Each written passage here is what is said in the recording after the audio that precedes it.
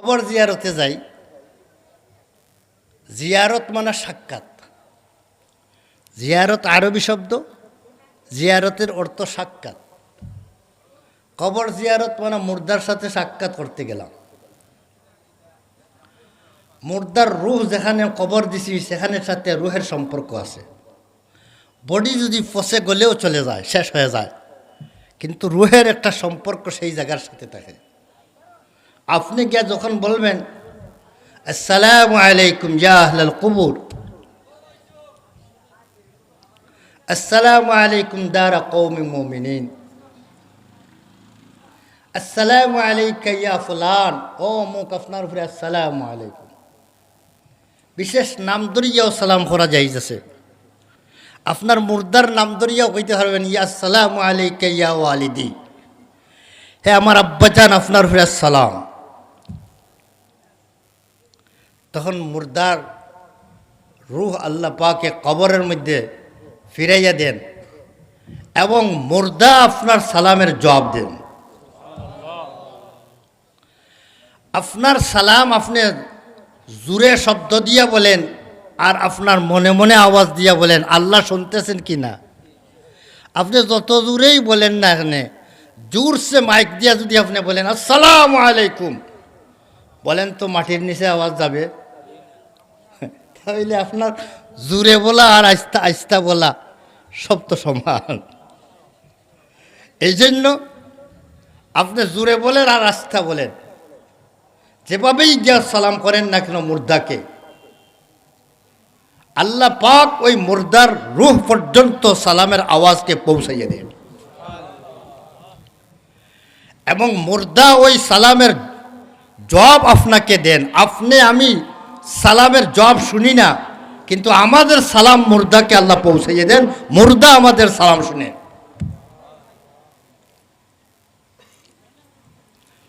তাহলে মুর্দাকে সালাম করব যখন, এটার নাম জিয়ারত। এটার নাম হইল জিয়ারত, মানে সাক্ষাৎ। মুর্দার সাথে আপনি সাক্ষাৎ করতে গেলেন। সাক্ষাৎ করতে গেলে কোনো ব্যক্তির আমনা সামনা বসা ভালো, আমনা সামনা হইয়া সাক্ষাৎ করা ভালো, না তার পিছন দিকে গিয়া সাক্ষাৎ করা ভালো? বলেন না। আপনার সাথে আমি সাক্ষাৎ করতে গেলাম, আপনার সামনাসামনি যাইয়া সাক্ষাৎ করাটা ভালো হবে, না আপনার পিছন দিকে আসসালামু আলাইকুম ভাই সব ভালো আছেন বলে চলে যাই? সাক্ষাৎ যখন, তাহলে আমনা সামনা সাক্ষাৎটা হইল ভালো। পিছন দিয়ে ডাক দিয়া ভাই সব ভালো আছেননি বলিয়া যদি চলে যাইতে এইটাও হয়, তবে এটা সুন্দর হয় না। তবে সুন্দর হয় কিভাবে? আমনা সামনা সাক্ষাৎ করলে। তাহলে মুর্দাকে আমরা কবর জিয়ারত করতে যাই, সেই কবর জিয়ারত করতে সময় মুর্দার আমনা সামনা হওয়াটাও ভালো। এই জন্য কিতাবে লেখছেন যে কবর জিয়ারত করতে যাইয়া যদি সম্ভব হয় কবরিস্তানের পশ্চিম দিকে যাইয়া, কবরের পশ্চিম দিকে যাইয়া পূর্ব দিক হইয়া মুর্দাকে সালাম দেওয়া, এটাই হল সবচেয়ে ভালো। কারণ কবরের মধ্যে মুর্দাকে আমরা যখন রাখি, উত্তর দিকে মুখ দিয়ে, উত্তর দিকে মাথা দিয়ে, কিবলা মুখা সারাটা বডি দিয়ে তাকে আমরা শুয়াইয়া রাখি। কি বলেন? কবরের মধ্যে মুর্দা রাখার সুন্নত তরিকা কি? আমরা অনেকেই এই তরিকাটা জানি না। ওয়াজ এক জায়গা থেকে আরো জায়গায় চলে যায়, এজন্য দুঃখিত হইবেন না। কবরের মধ্যে যখন আমরা মুর্দা রাখি, তখন মুর্দা রাখতে সময় সুন্নত হইল একজন মানুষ ঘুমানোর সময় যেভাবে ঘুমানো সুন্নত, সেইভাবে মুর্দাকে কবরে রাখা সুন্নত। বলেন তো, ঘুমানোর সময় এইভাবে শীত হইয়া শুইয়া মুখটা কিবলামুখা শুধু করলাম, এইভাবে শোয়া লাগে না সারাটা বডি কিবলামুখা হইয়া ডাইন করটে শুই? ডান করট হইয়া কিবলামুখী হইয়া উত্তর দক্ষিণ শোয়াটা হইল না। নবী করিম সাল্লাম শুইতেন যখন কিবলামুখী হইয়া শুইতেন। আমাদের থেকে কিবলামুখী হইতে গেলে উত্তর দক্ষিণ হওয়া লাগে। আরবের সেখানের মধ্যে কিবলা হইতে গেলে উত্তর দক্ষিণ নয়, পূব পশ্চিম হইলে হয়। উত্তর দক্ষিণ হইয়া নবী করিম মানে কিবলামুখী হইয়া নবী করিম সাল্লাম ডান করটে শুইতেন। তাই নবী করিম সাল্লাল্লাহু আলাইহি ওয়াসাল্লাম শোয়ার সময় ডান করো সারাটা বডি ডাইন দিকে করে নিতেন না, শুধু চেহারা। আমরা ঘুমানোর সময় কিভাবে ঘুমানো সুন্নত, সারাটা বডি ডান দিকে ডান করট বানাইয়া আপনি সারাটা বডি ডান দিকে করিয়া ঘুমানো সুন্নত, চেহারা কিবলামুখা করিয়া আর ডান করট হইয়া শোয়াটা সুন্নত। এর সাথে গালের মধ্যে এইভাবে হাতটা যদি রাখা সম্ভব হয়, তে ডান হাতটা আপনি গালের নিচে রাখিয়া এইভাবে ঘুমান। হাতটা গালের নিচে এইভাবে রাখিয়া আপনি শুয়েন। এর মধ্যে হেকমত হইল, যদি রাত্রে ঘুমানোর পরে যদি কোনো কিছু আসিয়া আপনার মুখ চেক করতে লাগে, কোনো ফুকা চুকা আসিয়া যদি হঠাৎ করিয়া আপনাকে দংশন করতে যায়, তাহলে চেহারার মধ্যে দংশন করার আগে আপনার হাতে দংশন করবে। তখন আপনি এই সময় জাগ্রত হয়ে যাইবে, আপনার চেহারাটা হেফাজত হয়ে যাইবে, আপনার চেহারাটা হেফাজত হয়ে যাইবে। এই জন্য নবী করিম সাল্লাম গালের নিচে এইভাবে হাত রাখিয়া আর শুয়ে যাইতেন। মুর্দাকে গালের নিচে হাত রাখানো সুন্নত নয়, যেহেতু মুর্দার মরার পরে তার বডিটা শক্ত হয়ে গেছে, এটা নরম থাকে নাই, তার হাত আপনি এইদিকে আনিয়ে রাখতে পারবেন না। এই জন্য তার হাত যেভাবেই আছে সেইভাবেই রাখেন। কিন্তু তার বডিটা তো ডান দিকে ডান করটে শোয়ানো, এটা সম্ভব আছে কিনা নাই। তাইলে সারাটা মুর্দা কিবলামুখী করিয়া শুয়াইয়া রাখা কবরে সুন্নত। কিন্তু আমাদের দেশের মধ্যে আমভাবে একটা প্রচলন, সেটা হইল মুর্দাকে চিত করে শুয়াইলেন আর কিবলামুখে শুধু চেহারাটা কিবলামুখী করিয়া তিয়া দিলেন। এটা সুন্নতের পরিপন্থী, এটা সুন্নতের তরিকা মতো নয়। এই জন্য আজকের মাহফিল থেকে একটি কথা আমরা মেসেজ লইয়া যাই, কবর তো আপনাদের গ্রামে হবে, আমার গ্রামে হবে, সব গ্রামে হবে। যারা কবর খুঁদবে, কবর খনন করবে, তাদেরকে জানিয়ে দিবেন যে কবরটা এমন, কবরের নিচটা এমনভাবে খুঁদবেন, খনন করবেন যে মুর্দাটা রাখার পরে এইভাবে করবেন যে মুর্দা রাখার পরে এটাই অটোমেটিকই ডাইন করট হয়ে যায়, সারাটা বডি করট হয়ে যায়।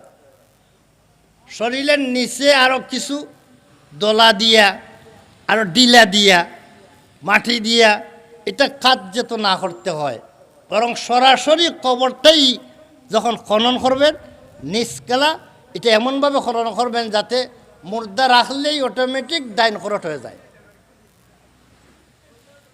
আমার এই মাসলাটা বুঝার পরে এখন বলেন আপনারা, মুর্দার চেহারা এবং মুর্দার বডিটা কোন দিকে? কিবলার দিকে।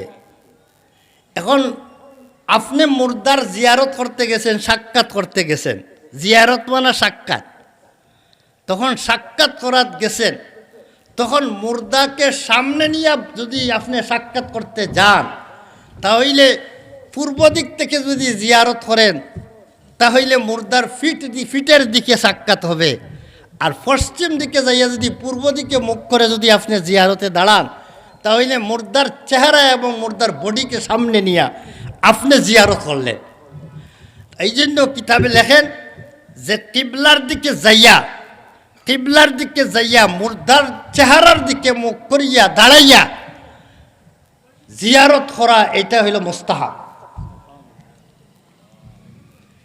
এখন কিবলার দিকে দাঁড়াইলেন, আপনি দাঁড়াইয়া মুর্দার জন্য পড়লেন আসসালামু আলাইকুম ইয়া আহলাল কুবুর মিনাল মুসলিমিন ওয়াল মুসলিমাত আনতুম লানা সালাফুম ওয়া নাহনু লাকুম তাবউন ওয়া ইন্না ইনশাআল্লাহু লাহিকুনা বিকুম ইয়ারহামুল্লাহু বিকুম।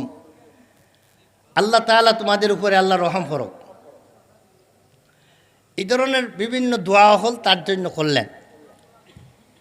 সংক্ষেপে যদি আসসালামু আলাইকুম দারা কওমি মুমিনিন আনতুম লানা সালাফুন ওয়া নাহনু বিল আসর, হাদিসের মধ্যে বিভিন্ন শব্দে জিয়ারতে কবরের দোয়া আছে। তাহলে আপনি মুর্দাকে জিয়ারত করলেন, সালাম দিলেন, মুর্দা আপনার সালামের জবাব দিলেন। মুর্দা বলেন তো খুশি হবেন না বেজার হবেন? আপনি সালাম করলেন আসসালামু আলাইকুম, এর অর্থ কি? তোমার উপরে সালামতি এবং শান্তি নিরাপত্তা বর্ষিত হোক। মুর্দার জন্য এই যে দোয়া আপনি করছেন, এই দোয়াটা মুর্দার হকের মধ্যে সাথে সাথে কবুল হয়ে যায়। আপনার এই সালামটা মুর্দার হকের মধ্যে কবুল হইয়া মুর্দার আমলনামার মধ্যে আপনার এই সালামের করার কারণে যে সালামতি আর শান্তির দোয়া করছেন, সেই শান্তি আল্লাহ বর্ষিত করে দেন। এই জন্য জিয়ারতে কবর করতে সময় পশ্চিম দিকে যাইয়া জিয়ারত করা যদি সম্ভব হয়। কোনো এলাকা কোনো জায়গায় তো আছে পশ্চিম দিকে যাওয়াই যাবে না, এইদিকে খাল আছে, এইদিকে আরও কিছু আছে, এইদিকে যাওয়াই যাবে না। যদি যাওয়া যায় তাহলে পশ্চিম দিকে যাইয়াই জিয়ারতটা করা ভালো, উত্তম।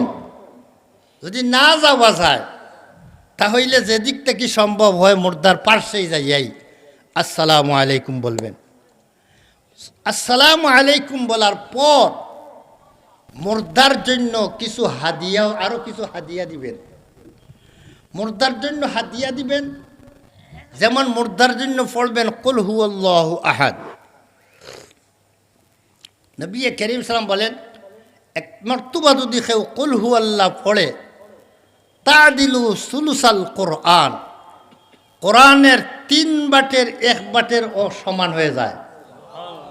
কোরআনের 3 ভাগের 1 ভাগ হয়ে যায়, অর্থাৎ কোরআনের 1 তফসির হিসাবে, এই কথার 1 বাক্য হিসাবে কোরআনের 3 ভাগের 1 ভাগ মানে 10 পারার সমান হয়ে যায়।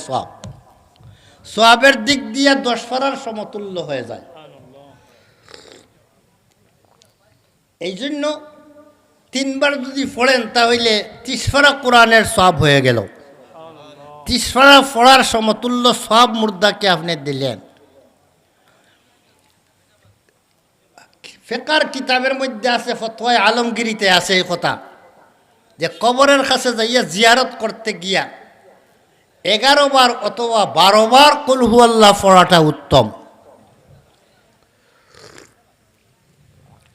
এরপরে আপনার যদি কিছু সময় থাকে, আপনি সূরা তাকাসুর পড়েন, আলহাকুমুত তাকাসুরু হাত্তা যুরতুমুল মাকাবির।